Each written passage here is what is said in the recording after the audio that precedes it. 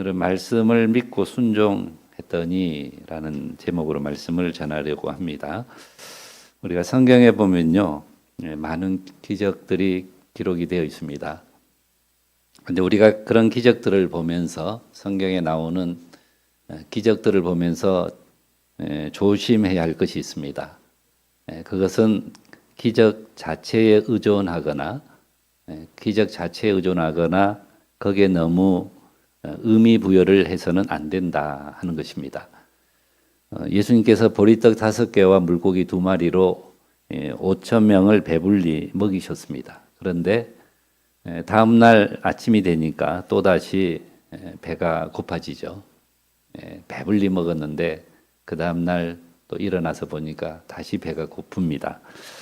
예수님께서 죽은 사람을 살리셨습니다. 그런데 그도 얼마 안 가서 다시 죽게 됩니다. 이 기적은 기적 그 자체의 의미가 있는 것이 아닙니다. 그러면 왜 성경에 그렇게 많은 기적들이 기록되어 있는가? 그렇게 중요한 것도 아닌데 왜 기적에 대한 내용들이 성경에 그렇게 많이 기록되어 있는가 하는 것입니다. 거기에는 몇 가지 중요한 의미가 있습니다. 먼저 기적은 하나님 나라가 임했다는 표시요 증거입니다. 하나님의 나라가 임했다, 우리에게 임했다라는 표시이고 증거입니다. 우리가 병이 들고 죽는 이유는 사탄의 권세 아래에 있기 때문입니다. 그런데 병든 자가 나음을 입고 죽은 자가 다시 살아났다라는 것은 우리를 가두고 있던 사탄의 권세가 물러가고 바로 우리 가운데 하나님의 나라가 임했다라고 하는 증거입니다.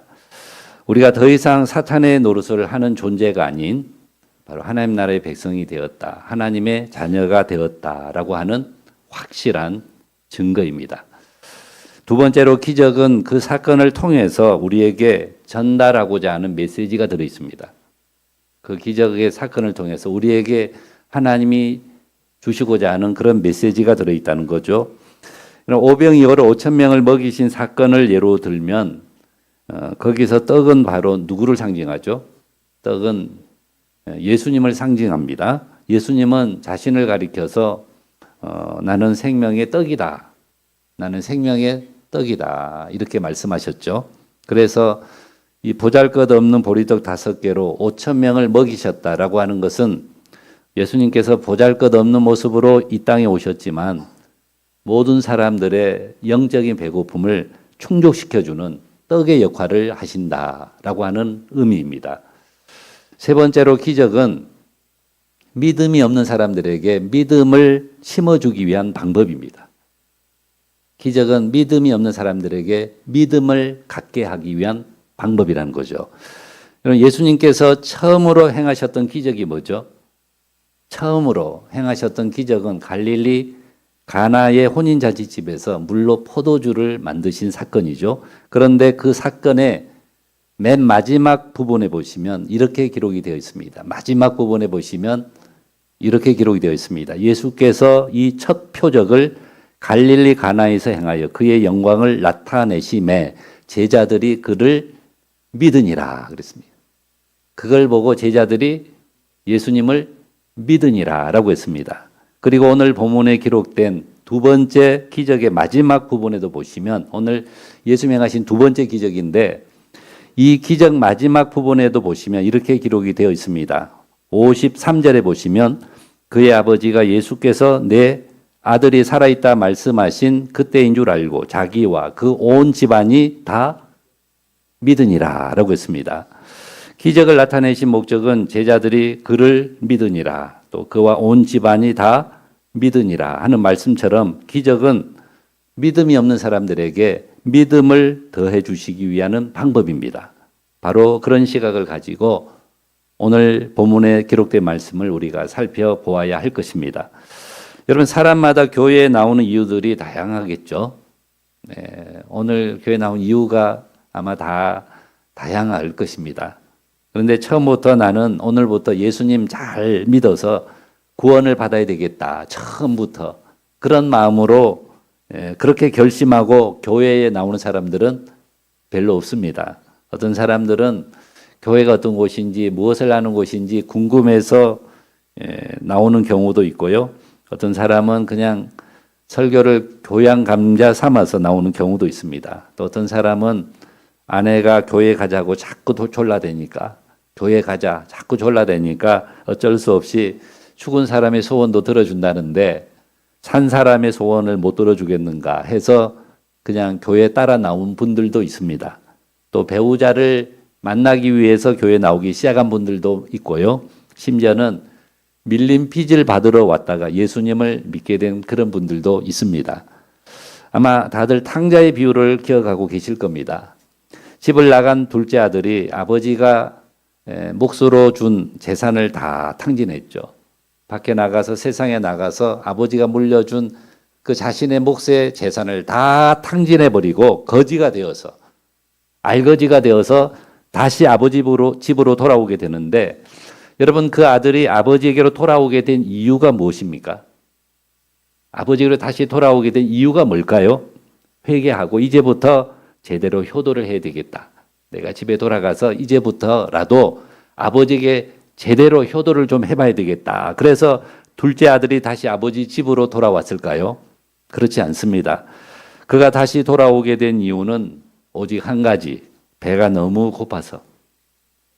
사는 게 너무 힘들고 또 거지로 사는 게 너무 힘들고 또 배가 너무 고파서라는 거죠. 여러분 배가 부를 때에는 거의 다 잊어버리고 살았잖아요. 집에 대해서 아예 잊어버리고 살았는데 배가 고프니까 살기가 힘드니까 그때서야 아버지가 다시 생각이 났던 거죠. 그래서 굶어 죽지 않으려고 아버지에게로 다시 돌아왔습니다. 여러분 하나님 앞에 나오는 사람들이 다 정당한 이유와 동기를 가지고 나오는 게 아닙니다. 다 정당한 이유, 그런 동기를 가지고 나오는 게 아니죠. 서로 다른 이유와 목적을 가지고 하나님을 찾게 됩니다. 하지만 어떤 목적을 가지고 나왔든 우리가 어떤 목적으로 이 자리에 나왔든 하나님께서는 하나님 앞으로 나오는 사람들을 외면하지 않으시고 반드시 은혜를 베풀어 주십니다. 오늘 본문에 소개되고 있는 왕의 신하도 마찬가지입니다. 그가 예수님께 나올 이유가 전혀 없죠. 예수님께로 나올 이유가 하나도 없습니다. 그의 신분을 성경에 보면 왕의 신하라고 소개를 하고 있죠. 왕의 신하라고 소개를 합니다. 적어도 왕을 모시는 직책의 자리면 상당한 식견과 지식을 가지고 있는 사람이겠죠. 이 당시에 그 정도의 위치가 되는 사람들이요. 예수님을 믿는다라고 하는 것은 정말로 힘든 일이었습니다. 예수님께서 물로 포도주를 만드셨다라고 하는 이야기를 듣고도 세상에 그런 비과학적이고 비상식적인 일이 어디에 있느냐, 그런 말도 안 되는 이야기는 하지도 말아라 라고 생각했을 겁니다. 예수님을 찾을 그런 사람이 절대로 아니라는 거죠. 그런데 그가 예수님을 찾아 나왔습니다.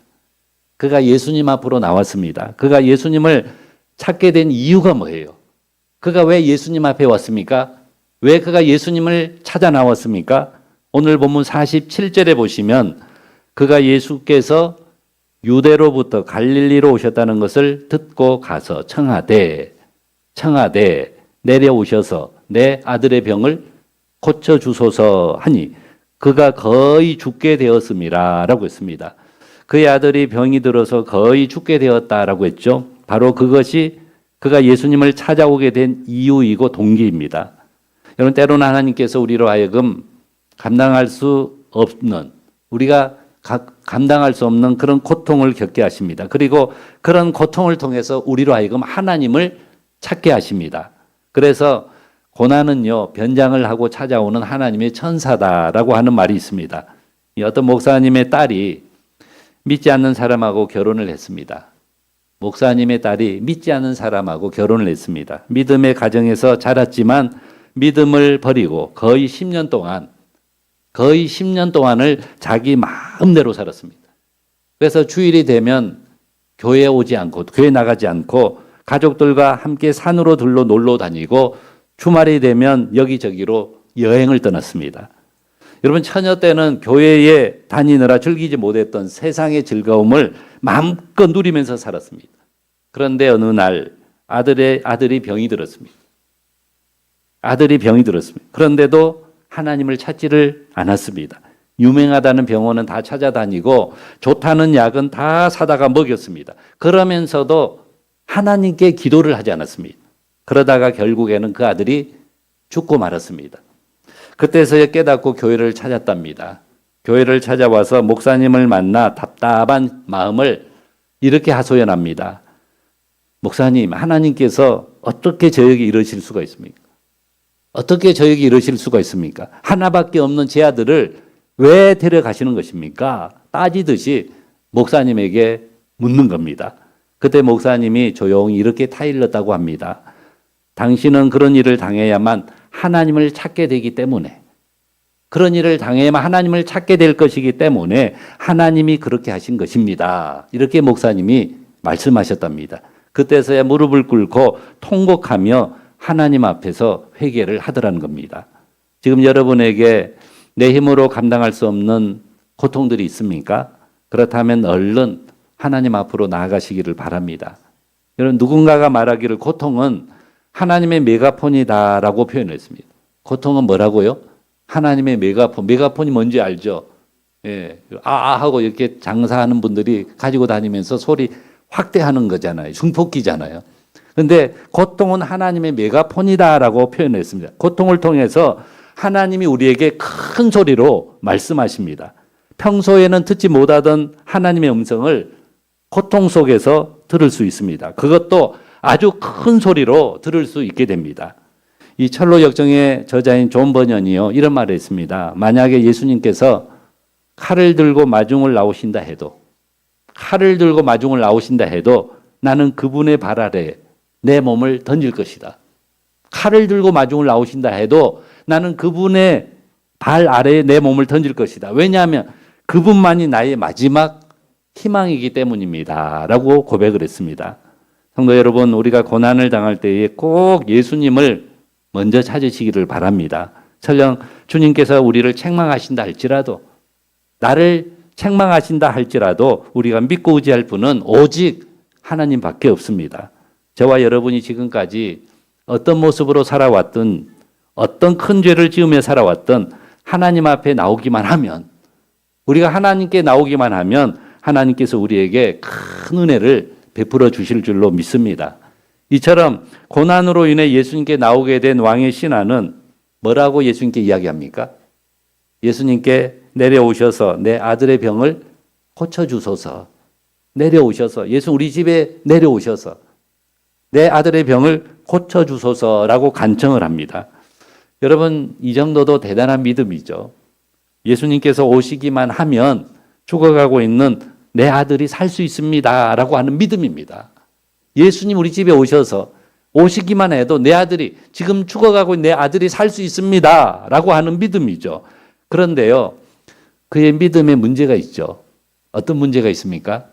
오늘 본문 49절에 보시면 주여 내 아이가 죽기 전에 내려오소서 그랬죠.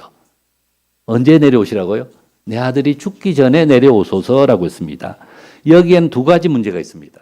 이렇게 말한 데에는 두 가지 문제가 있습니다. 첫 번째는 죽기 전에라는 말이죠. 여기에 문제가 있습니다. 이런 말은 주로 의사들에게나 하는 말이죠. 일반적으로 우리 세상 의사들에게 하는 말이죠. 아무리 용한 의사라 할지라도 이미 죽은 사람은 다시 살려낼 수가 없죠. 반드시 죽기 전에. 그래 의사에게로 데리고 가야 됩니다. 그런데 왕의 신하가 예수님께 뭐라고 이야기해요? 내 아들이 죽기 전에 와주십시오. 내 아들이 죽기 전에 오셔야 됩니다. 이렇게 간절히 부탁을 했다는 거죠. 이것은 예수님을 단순히 의사 정도로 생각을 했다는 겁니다. 예수님도 사람이시기 때문에 죽어가는 사람 어떻게 해볼 수 있겠지만, 죽어가고 있는 사람 어떻게 해볼 수 있겠지만 이미 죽은 사람은 방법이 없을 것이다 라고 생각을 했다는 거죠. 여러분, 이와 비슷한 사건이 성경에 보면 또 나오죠. 누가복음 8장에 기록되어 있는 내용입니다. 거기에 보시면 야이로라고 하는 해당장이 나옵니다. 야이로라고 하는 해당장이 있는데 그에게 12살 된 딸이 있죠. 12살 된 딸이 있었습니다. 그런데 딸이 병이 들어서 죽게 되었습니다. 그러자 야이로가 예수님께 찾아와서 자기 집에 오셔서 딸의 병을 고쳐주시기를 간절히 청했다고 했습니다. 이에 예수님이 야이로의 집으로 가시죠. 야이로의 집으로 가시는 도중에 누구를 만나요? 혈루증이 걸린 여인이 예수님의 옷깃을 만지죠. 예수님의 옷깃을 만짐으로 병이 낫게 되는 일이 일어납니다. 그 일로 인해서 시간이 지체됩니다. 시간이 지체되었는데 그러는 사이에 이 회당장 야이로의 딸이 그만 죽고 말았습니다. 그럴 때 야이로의 마음을 한번 생각해 보십시오. 어떤 마음이었을까요? 이제는 다 틀렸구나. 이제는 다 틀렸구나. 이제는 내가 예수님을 모시고 가봐야, 집에 예수님을 모시고 가봐야 뵐 수 없겠구나. 아마 이런 생각이 들었을 겁니다. 그런데 예수님께서 그런 야이로의 생각을 이미 아시고 이렇게 말씀해 주시죠. 뭐라고 말씀하십니까? 두려워하지 말고 믿기만 해라. 두려워하지 말고 믿기만 해라. 그리하면 딸이 구원을 얻으리라. 두려워하지 말고 믿기만 하라. 그러면 너의 딸이 구원을 얻을 것이다 라고 했습니다. 그리고 예수님이 그 죽은 아이에게로 가서 손을 잡아 다시금 일어나게 하셨다고. 죽은 딸이 다시 살아나게 하셨습니다. 여러분, 사람은 할 수 없지만 하나님은 하실 수 있습니다. 사람의 능력은 유한하지만 하나님의 능력은 무한하십니다. 여러분, 예수님께서 이런 말씀을 하시죠. 내가 진실로 너희에게 이르노니 너희가 믿음이 있고 의심하지 아니하면, 너희에게 믿음이 있고 의심하지 아니하면 이 산더러 들려 바다에 던지우라 하여도 그대로 될 것이요. 우리가 믿음을 가지고 기도하면요, 의심하지 않고 기도하면 우리가 기도한 대로 된다는 겁니다. 거기에 이렇게 또 말씀하시죠. 너희가 기도할 때에 무엇이든지 믿고 구하는 것은 다 받으리라. 너희가 기도할 때에 무엇이든지 믿고 구하는 것은 다 받을 수 있다라고 말씀하고 있습니다. 여러분, 이 말씀은 예수님께서 우리에게 직접 해주신 말씀입니다. 바로 이런 믿음, 의심하지 않는 믿음, 믿고 나아가면 그렇게 되어진다라고 하는 그런 믿음을 소유하고 살아가는 그런 저와 여러분들이 되시기를 바랍니다. 여러분, 두 번째는 내려오소서 하는 말입니다. 내려오소서 하는 말. 빨리 와서 손을 얹고 기도해 달라는 거죠. 여러분, 우리 한국 교회는 안수기도라고 하는 것이 굉장히 깊이 뿌리 내려져 있죠. 안수기도 다들 좋아합니다. 우리 한국 교회에는 안수기도가 아주 깊이 뿌리가 내려져 있습니다. 어떤 교회에서는 이 신년이 되면 목회자가 전 교인을 대상으로 안수기도를 해주는 교회도 있습니다. 그래서 아픈 사람도 안수기도를 받고, 또 대학 입시를 앞두고 있는 자녀들도, 군대에 들어가는 자녀들도 안수기도를 받고, 이처럼 안수기도 받는 것을 굉장히 좋아합니다. 여러분, 심지어는 어떤 농촌 교회의 교인이 자기 집에 소가 병이 들었다고 목사님에게 안수기도를 좀 해달라라고 부탁을 했다는 이야기도 들었습니다. 물론 안수기도를 받는 게 잘못된 건 아닙니다. 안수기도를 받는 것이 잘못된 것이 아니죠. 안수기도 자체에 문제가 있는 것이 아닙니다. 그런데 자칫 잘못하면요, 안수기도는 효과가 있는 기도고, 안수기도는 효과가 좋고, 그냥 보통 기도는 효과가 별로인 기도라고 생각하게 되기가 쉽다는 거죠. 한국 교회에서는 전통적으로 주일 오전 예배를 뭔 예배라 불러요? 대예배라고 부르죠. 우리가 이렇게 드린 오늘 이 주일 11시 예배를 우리 한국에서는 전통적으로 대예배라고 부릅니다. 여러분, 이것도요 굉장히 잘못된 표현입니다. 하나님 앞에 드리는 예배가 어떻게 대예배가 있고 소예배가 있을 수 있겠습니까? 이렇게 예배를 구분하는 것 자체가 아주 잘못된 생각이죠. 마찬가지로 기도도요, 안수기도, 일반기도 그렇게 구분하면 안 된다는 겁니다. 하나님 앞에서는 모든 기도가 다 똑같은 기도라는 겁니다. 여러분, 아람 나라의 군대 장관 나아만이 이 문둥병, 나병에 걸려서 이스라엘에 있는 엘리사 선지자를 찾아가죠. 예, 가면 그분은 아주 아픈 것들, 고칠 수 없는 걸 다 고친다더라 하는 자기 집의 그 여종의 말을 듣고 엘리사 선지자를 찾아갔죠. 그런데 엘리사 선지자 얼굴도 내밀어 보지 않고, 얼굴도 내밀지 않고 요단강에 가서 어떻게 하라 그래요? 7번 씻으라고만 종을 통해서, 그냥 종을 보내서 이야기를 합니다. 이에 화가 나죠. 화가 난 이 아람 나라 나아만 장군 이렇게 말하죠. 내 생각에는 그가 내게로 와서, 그가 내게 직접 와서 서서 그의 하나님 여호와의 이름을 부르고 그의 손을, 그 부위 위에 손을 흔들어 나병을 고칠까 하였도다라고 했습니다. 요즘 말로 표현하면 엘리사가 직접 와서 안수 기도를 해줄 줄 알았다는 거죠. 요즘 감기에 걸려서 병원에 가면 의사가 해보세요 하면서 입안을 한번 살펴보고는 약을 처방해 주죠. 입을 벌리게 해서 한번 보고는 약을 처방해 줍니다. 그러면 어떤 분들은 아니 주사도 안 놓아줍니까? 라고 의사에게 따지듯이 말하는 환자들도 있습니다. 여러분 감기 환자에게는 주사를 잘 놔주지 않죠. 그런데 환자가 의사에게 이렇게 해줘라 저렇게 해줘라 라고 말할 수가 없는 겁니다. 그 환자의 상태는 누가 가장 잘 아는 거예요? 환자의 상태는 누구보다도 의사가 가장 잘 알고 있는 거죠. 우리의 믿음도 마찬가지입니다. 우리의 믿음도 마찬가지입니다. 여러분 내가 생각하는 방식대로만 해야 되는 것이 아닙니다. 그것은 정상적인 믿음이 아닙니다. 그것은 우리가 하나님의 능력을 제한하는 불신앙적인 행동입니다. 여러분 하나님께서 은혜를 베풀어 주시면 하나님 은혜를 베풀어 주시면 요단강에 가서 몸을 씻는 행위만으로도 굳이 와서 기도해 주고 막 그런 거 안 해도 그냥 요단강에 가서 몸을 씻는 행위만으로도 문둥병이 깨끗하게 나을 수가 있습니다. 하나님께서 은혜를 베풀어 주시면 가라 내 아들이 살아있다라고 하는 말씀만으로도 그 말씀만으로도 이미 죽은 아들이 다시금 살아날 수가 있습니다. 어쩌면 여러분 우리에게 평범한 것이 중요한 겁니다. 평범한 것이 우리에게 중요하죠. 그냥 평범한 것이 가장 가치 있는 삶입니다. 특별한 장소에서 특별한 사람에게 특별한 방법으로 그렇죠? 특별한 곳에 가서 우리가 특별한 사람이 특별한 방법으로 은혜를 받으려고 하는 생각들은요. 우리가 다 버려야 됩니다. 여러분 우리가 분명한 믿음을 가지고 있으면 확실한 믿음을 가지고 있으면 가장 평범한 방법으로도 하나님께서 우리에게 생각지도 못한 놀라운 은혜를 베풀어 주실 줄로 믿습니다. 여러분 주여 내 아이가 죽기 전에 내려오소서라고 간청했던 왕의 신하에게 예수님 뭐라고 말씀하셔요? 예수님께서 가라. 내 아들이 살아있다라는 말씀으로 선포해 주시죠. 가라. 내 아들이 지금 살아있다라고 하는 말씀으로 선포해 주십니다. 여러분 이 말씀을 한번 잘 보십시오. 왕의 신하는 예수님께 함께 가주시면 좋겠습니다. 이렇게 부탁을 하죠. 예수님이 함께 가주시면 우리 집에 함께 가주시면 좋겠습니다라고 부탁을 합니다. 그런데 예수님께서 뭐라고 대답하셔요? 뭐라고 말씀하십니까? 가라. 내 아들이 살아있다라고 말씀해 주시죠. 무슨 뜻입니까? 예수님이 굳이 같이 가실 필요가 없다는 거죠.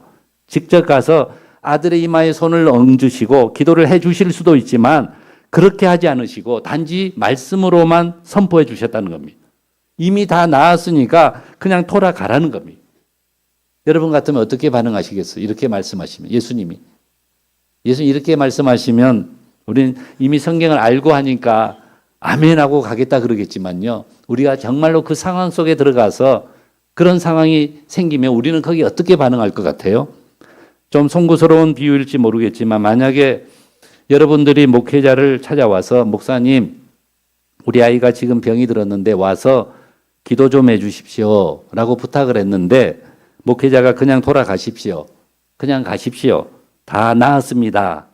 다 나았습니다. 그냥 가십시오. 라고 말했다고 하면 생각해 보십시오. 가정해 보십시오.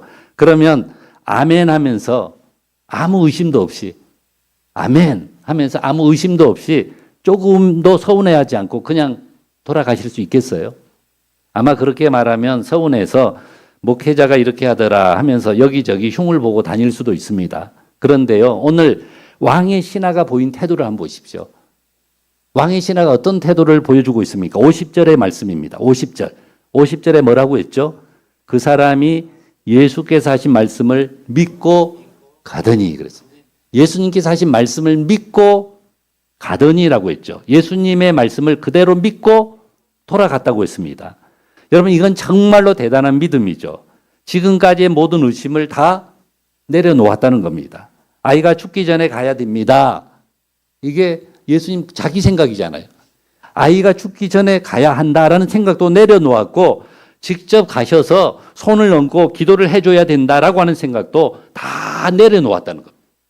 가라, 내 아들이 살아있다라는 예수님의 말씀을 조금도 의심하지 않고 그대로 믿었다는 겁니다. 자기가 생각하고 있는 방법을 내려놓고 예수님이 말씀하신 방법에 그대로 순종했다는 것입니다. 저와 여러분도 신앙생활을 하면서 항상 예수님의 방법, 즉 예수님이 하신 말씀을 그대로 믿고 순종하는 성도들이 되시기를 바랍니다.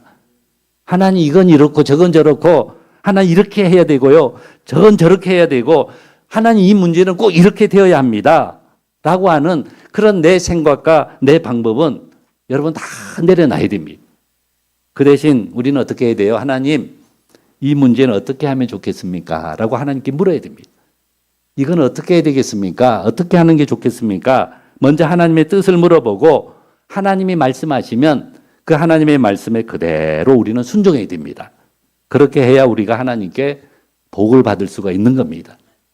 오늘 본문 52절에 보시면 52절 한번 볼까요?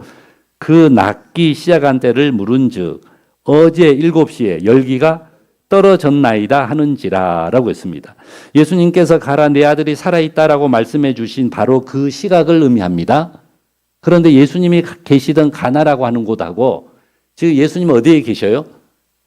첫 번째 기적을 행했던 갈릴리 가나에 계신 겁니다. 그 가나라고 하는 곳과 왕의 신의 아들이 알아 누워 있는 가버나움은요, 걸어서 5시간 정도 걸리는 거리입니다. 예수님께서 가라, 내 아들이 살아있다라고 말씀하신 시각이 7시라고 했죠. 7시라고 했는데 7시는 오늘 우리의 시간으로는 몇 시입니까? 7시는 오늘 우리나라, 우리의 시간으로는 오후 1시를 의미합니다. 그럼 오후 1시에 예수님이 말씀하신 거죠. 그 1시에 예수님이 가라, 지금 내 아들이 살아있다라고 예수님 오후 1시에 그렇게 말씀하신 거죠. 다시 말해 오후 1시에 가나를 출발했다면 넉넉 잡아 저녁 때쯤이면 가버나움에 있는 자기 집에 도착할 수가 있습니다. 그런데 오늘 본문에 보시면 왕의 신하가 그날 곧장 집으로 돌아가지 않고 그 다음날 집에 돌아갔다는 것을 알 수가 있죠. 그 다음날 돌아갔다는 것을 알 수가 있습니다. 51절, 52절 한번 다시 읽어보고 51절, 52절 내려가는 길에서 그 종들이 오다가 만나서 아이가 살아있다 하거늘 그 낫기 시작한 때를 물은즉 어제 7시에 열기가 떨어졌나이다 하는지라. 여러분 뭘 언제라 그랬어요? 어제라고 했잖아요. 그날 당일날 저녁에쯤 들어갈 수 있는데 정말로 내 아이가 우리 아들이 낳았는가 너무 얼마나 궁금했겠어요. 정말로 그렇게 되었는가 얼마나 막 당장으로 달려가면 더 빨리 갔겠죠. 그런데 그날 간 게 아니고 그 다음날 갔다는 거죠. 아마 가나에 온 김에 하룻밤을 묵으면서 다른 일까지 다 보고 돌아갔다는 거죠. 그는 아들의 병이 나았다는 사실을 자신의 눈으로 직접 확인하지 못했습니다. 그런데도 그의 마음은 더 이상 초조하지 않았다는 거예요. 아들의 병 때문에, 아들 때문에 더 이상 초조해야 하지 않았습니다. 더 이상 걱정하지 않았습니다. 이제는 아들에 대한 걱정을 다 내려놓고 다른 일을 할 수 있을 정도로 그의 마음에 평안이 있었다는 겁니다. 평안이 있었다는 거죠. 한마디로 그런 예수님께서 내 아들이 살아있다라고 말씀하신 그 내용을 100% 그대로 믿고 신뢰했다는 거죠.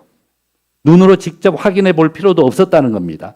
예수님이 그렇게 말씀하셨으니까 그냥 그런 줄로 믿었다는 겁니다.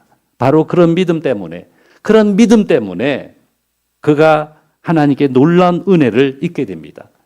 여러분 예수님께서 왜 그렇게 말씀하셨을까요? 저는 예수님께서 그런 반응을 통해서 왕의 신하에게 믿음의 성숙을 기대한 것이라고 믿습니다. 그리고 왕의 신하는 그런 예수님의 기대에 부응하는 성숙한 믿음으로 반응하였는데 우리가 50절에 보시면 그 사람이 예수께서 하신 말씀을 믿고 가더니라고 했습니다. 여러분 예수님께서는 그 아버지에게 진정한 기적은 눈에 보이는 표적이 아니라 말씀만 의지해도 뭐만 해도요? 말씀만 의지해도 얼마든지 가능하다고 하는 사실을 가르쳐주고 싶어 하셨던 거죠. 그래서 그 아버지는 더 이상 자기 마음속에 가지고 있는 소원이 믿음의 근거가 된 게 아닙니다. 내가 바라는 그 소원이 믿음의 근거가 된 것이 아니라 예수님께서 하신 말씀이 예수님이 하신 그 말씀이 믿음의 근거가 되었다는 겁니다. 여러분 마태복음 24장 35절에 보시면 예수님께서 말씀하시죠. 천지는 없어지겠으나 천지는 없어져도 내 말은 없어지지 아니하리라 그랬죠. 또 바울은 로마서 10장 17절 말씀해 보시면 믿음은 들음에서 나며 들음은 뭘로 난다고 했어요? 그리스도의 말씀으로 말미암았느니라라고 씁니다. 여러분, 어린아이와 같은 믿음과 성숙한 믿음의 차이, 기복적인 믿음과 성경적인 믿음의 차이는 말씀에 근거해서 결정되는 겁니다. 말씀에 근거해서 결정이 되는 겁니다. 오늘 여러분의 믿음의 근거는 뭡니까? 뭐가 여러분 믿음의 근거입니까? 아직도 내 안에 가지고 있는 소원이 믿음의 근거입니까? 내가 가지고 있는 생각, 내가 가지고 있는 그 방법이 여러분의 믿음의 근거입니까? 아니면 하나님의 말씀이 믿음의 근거입니까? 하나님의 말씀이 믿음의 근거가 돼야 된다는 거죠. 왕의 신하의 믿음은 아주 짧은 순간에 기적에 매달리는 믿음에서 말씀을 신뢰하는 믿음으로 옮겨지게 되었습니다. 표적에 매달리는 믿음은 유치한 믿음이죠. 기적에 매달리는 믿음은 유치한 믿음이지만 그것이 기적의 시작점이기 때문에 왕의 신하처럼 우리의 위기는요, 오히려 믿음이 성장하는 기회가 될 수 있는 겁니다. 여러분, 우리가 말씀을 붙드는 순간 이제는 그 말씀이 우리를 붙들어 주시는 줄로 믿습니다. 우리가 말씀을 붙잡으면 말씀을 붙잡는 순간 그 말씀이 우리를 붙들어 주시는 줄로 믿습니다. 여러분, 집으로 돌아가는 아버지 마음속에는 아마 이미 찬양이 샘솟고 있었을 겁니다. 그 아버지는 아마 기적의 현장을 눈으로 빨리 확인하기 위해서 집으로 달려가고 있었을 겁니다. 성도 여러분, 저와 여러분도 예수님께서 말씀하시면 그대로 될 줄로 믿습니다 라고 예수님의 말씀을 100% 신뢰하는 그런 믿음을 가지고, 그런 100% 신뢰하는 믿음을 가지고 살아가는 그런 성도님들이 되시기를 바랍니다. 우리가 말씀을 신뢰하는 순간부터 이미 그 말씀을 믿고 신뢰하는 순간 그 말씀이 우리를 붙들어 주실 것임을 확실하게 믿는 그런 우리 성도님들이 되시기를 바랍니다. 여러분 예수님이 시간과 공간을 초월해서 역사하시는 분이심을 믿습니까? 시간도 초월하시고 공간도 초월해서 역사하시는 분이시라고 확실하게 믿습니까? 그렇다면 마음의 모든 의심과 염려와 걱정을 다 떨쳐내버리고 오늘 왕의 신하가 그랬던 것처럼 항상 하나님 앞에 온전한 믿음으로, 확실한 믿음으로 날마다 승리하는 삶을 살아가는 그런 저와 여러분들이 다 되시기를 주님의 이름으로 간절히 축원합니다.